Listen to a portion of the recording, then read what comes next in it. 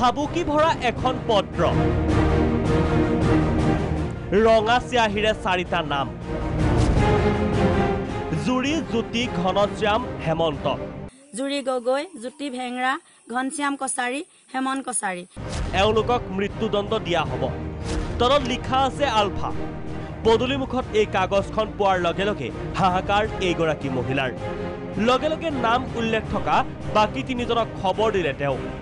তাৰ পিছত জুৰি গগৈ ঘৰ মানুহেৰে ভৰি পৰিল খবৰ পাই আতংকিত এওঁলোক আমি কি এনে বেয়া কাম কৰিছো যে আলফাই আমাক মৃত্যুদণ্ড দিব চিন্তাৰ সমানে বিভ্ৰান্তি এওঁলোকৰ নাজানে কি কথাত জগৰ লাগিল আলফা বিৰোধী একো কাম কৰা নাই তেন্তে আলফাৰ নামত এই ভাবুকি কিয় আলফাৰ বিৰোধী কাম আমি কি কৰিছো আলফাই যে আমাক এনেকুৱা এখন পত্ৰ দিব আৰু আলফাটো আমি কোনো দুষ্কৃতিকাৰী কাম কৰা নাই আলফা স্বাধীনৰ সেনাধ্যক্ষ পৰেশ বৰুৱাক স্পষ্টীকৰণ দাবী কৰিছে এওঁলোকে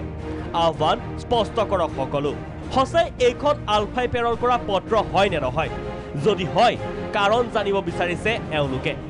যদি নহয় কোনো দুষ্কৃতিকাৰীৰ এই কাম বিচাৰ কৰাৰ আহ্বান আৰক্ষী প্ৰশাসনক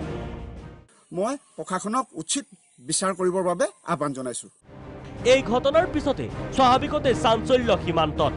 বুকুত ভয় চকুত চকু পানী নিশা বাহিৰলৈ নোলাই পেটলৈ ভাত নাযায় তিতাবৰৰ পৰা চিত্ৰকমল বেজবৰাৰ ৰিপৰ্ট প্ৰাগ নিউজ